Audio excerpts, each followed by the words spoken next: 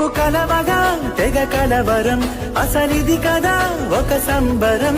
ఒక వరసలా కదిలిన క్షణం, ఇక తెలియదే ఒంటరితనం.